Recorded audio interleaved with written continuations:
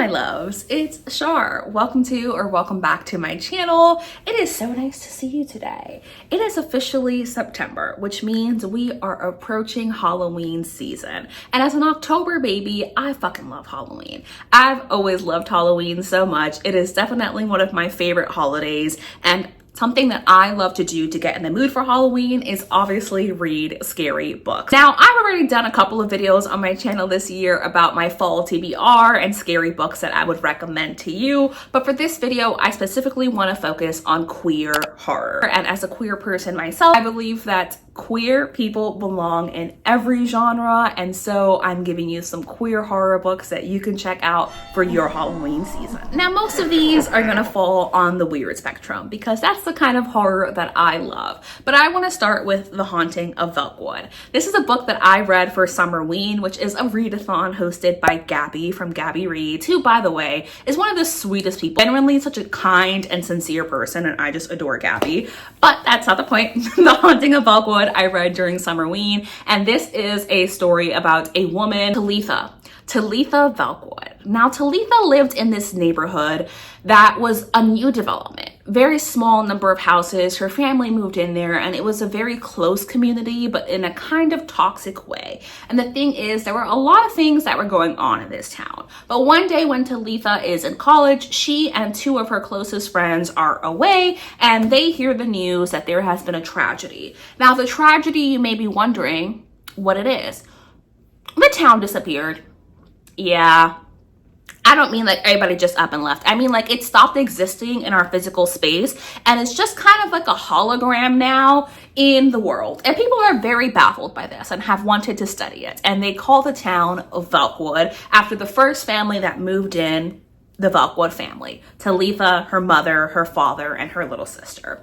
Now, it is many, many, many years, I'm talking many decades later. People are still doing research, but now there is this new nonprofit aiming to understand what exactly happened here. However, the town of Velkwood does not allow anyone who was not a resident of the town to enter. It is simply impossible. So the only people who are able to enter are the three survivors. And Talitha agrees. She agrees to go to the town for her own reason. We are exploring Velkwood with Talitha. We're getting a sense of what that town looks like in its current state, what happened in the past, all of the people that were there. And what this book really is one metaphor for rumination, grief, and being sucked in by our past and allowing that to shape our present and what we do and do not allow ourselves to do. I have an entire reading vlog about this. But yeah, like you cannot convince me this is not queer.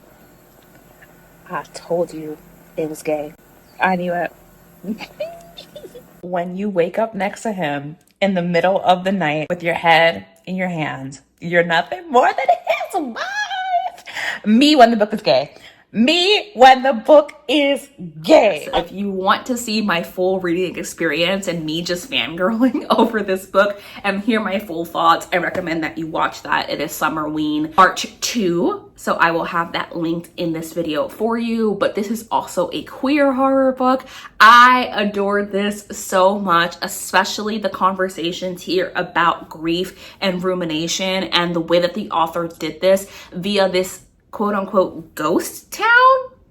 What do you call a town that exists between worlds? This is a really great time if you are the kind of reader that loves weird horror and you're looking for a weird horror. I definitely recommend The Haunting of Velkwood. Then I have The Girls Are Never Gone. Now this one is a true ghost story and it is YA. It does read a little bit young, so proceed with caution, but I would say it reads for its age range, which I would describe as being about 16 to 18 years old. So The Girls Are Never Gone follows Dare, and Dare had a very popular viral video podcast series with her boyfriend talking about ghost stories and kind of unsolved ghost stories. All ghost stories are unsolved. Anyway, she and her boyfriend break up and she goes off to do her own solo podcast. And this is her big debut. And one of her fans reaches out to her and says, hey, my mom actually does like historical restoration. We have this new house. We're hiring interns. I think it'd be really great if you came and did this. But also, I really need your help. I've always resonated with your stories. And I am being haunted and terrorized by the ghost who lives in this house. Please, please, please help me figure out what's going on. So Dare does go. and of course you're following all of their teenage antics and adventures as they aim to figure out what exactly is haunting this house, why it's haunting this house, and what the entity wants. If you like a classic ghost story, this is a great story for you to read. If you want something that's a little bit scary but mostly lighthearted, this is a great option. I think that the Sapphic romance in here was quite sweet and cute. I am only upset that this book ended on somewhat of a cliffhanger and we never got a sequel, because I'm like, I need to know what happened. How could you leave me hanging like that? If those are the things that you're looking for, The Girls Are Never Gone will deliver. Then I have Thirst. This is a translated story about this vampire who lives in Argentina. Now this is, I would describe it more as literary fiction, but it is about a vampire, and like, that's not a metaphor. She's straight up a vampire. Like, my girl's immortal, drinks blood, she is a vampire. So in the first half of the book, we are following her journey from Europe to Argentina, the kind of shit she gets up to while she's there. There are some very graphic and gory scenes, and she perhaps is an unlikable female main character, but I liked hearing her thoughts. She was quite bizarre. Then the second half of the book, we are following a woman who is dealing with grief, and she is grieving because her mother is terminally ill and nearing the end of her life. And one day when she is out with her son, she ends up finding this mausoleum, and the vampire and our female main character, their lives intersect, and you're following that story. This is a very slow story. This is a very literary story, but I just loved every element of it. I think it has a lot in common in terms of what I look for in horror, of the strong atmosphere, the slow pace, and just something being a little bit off, a little bit weird. In this case, our female main character is a vampire, and she does not think like a human at all. Now, I know this book is not everyone's cup of tea, but it was my perfect cup of tea, and if you think we tend to have similar horror tastes, then I would say give this book a go. Let's talk about Bloom. Now, Bloom is a book that I gave about 3.75 to 4 stars, but this is the story of our main female character, whose name I have forgotten, as I have most of the characters in these books. She has moved to this very small town, and she's trying to escape. Like, she has this very complicated relationship with her mother, and she just left this very toxic relationship, and she's just trying to start over in this town.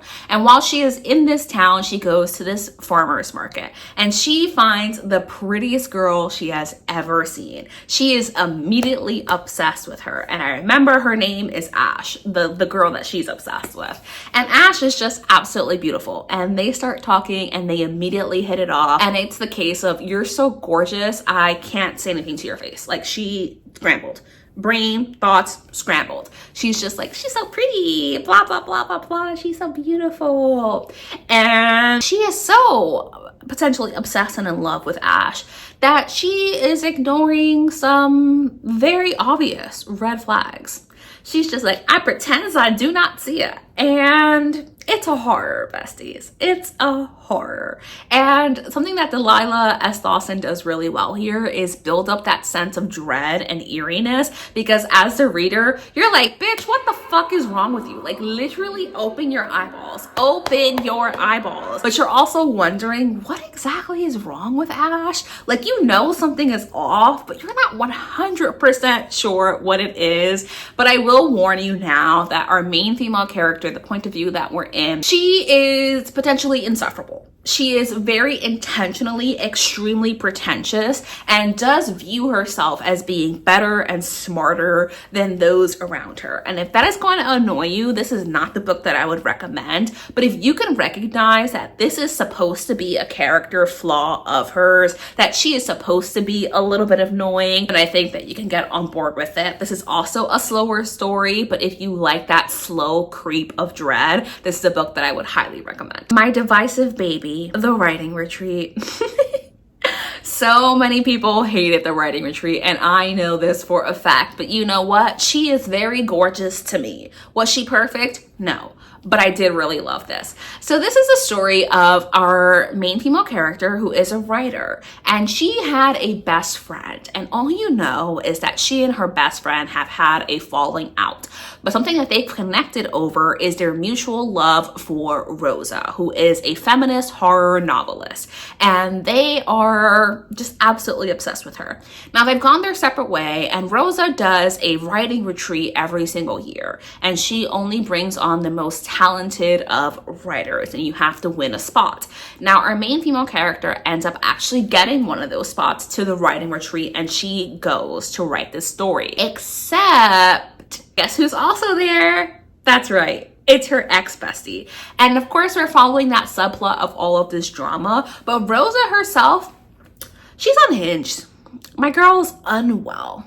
Very unwell, actually. And this does definitely lean into the campiness, because a lot of things that happen will have you going, why the fuck would that be going on? How could this possibly be happening for so many years? And to which I would tell you, suspend your disbelief. Suspend your disbelief. You are just here to have a silly, goofy, good time. Don't think too hard about what is happening. Now, this is a queer horror. It is sapphic. There are lots of sapphic scenes going on throughout this. And I ultimately love our main female character, and just like the deterioration of her, the unraveling of her and her identity and her mental health and all the things that she's experiencing in this. And it also has this kind of isolated closed circle setting, because they are very isolated as part of this writing retreat, but a snowstorm blows in, so they're stuck. So if that's one of your favorite tropes, definitely consider reading this. But just know she is divisive. You either love her or you hate her. Very few people have been in the middle. While I do think the ending of this was very silly, goofy,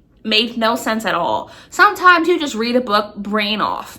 And this is the book that I would recommend to you if you just want to read a horror or a thriller, well, more thriller, but scary book that is brain off. Don't think too hard about it. This book doesn't want you to think too hard. And if that's what you're looking for, check it out. Then I have another YA. This is These Fleeting Shadows by Kate Alice Marshall. In opposition with The Girls Are Never Gone, I would say that These Fleeting Shadows definitely reads a little bit more new adult than it does young adult. So if you're worried about it reading young, that's not going to really come across.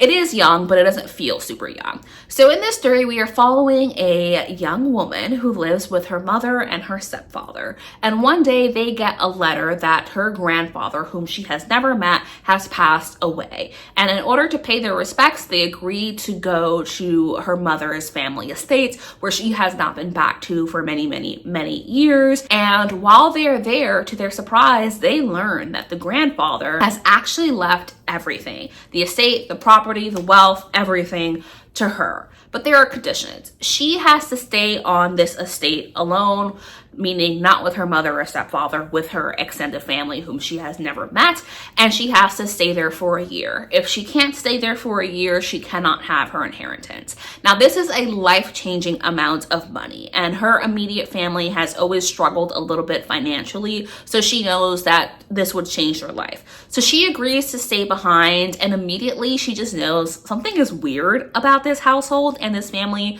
First of all, they have very strange rules. Second of all, she's sleepwalking all of a sudden. She finds herself waking up in the middle of the night digging holes on the property. And third, she doesn't own anybody there, but they're all kind of weird in that old money, eccentric, but secretly maybe you're part of a cult weird. She's trying to understand like what is happening to her, and in trying to understand the mystery of this, she establishes a very close relationship with her cousins, two of them, and then with the forest witch, which is another teenage girl who lives in the forest who has a pretty good understanding of this family history beyond what they tell her, because this family does have a long established history that they do try to bury. Now, something that I love about this is Kate Alice Marshall's writing style. She has a very unique writing style. So again, if you like weird horror, Kate Alice Marshall is going to deliver on that.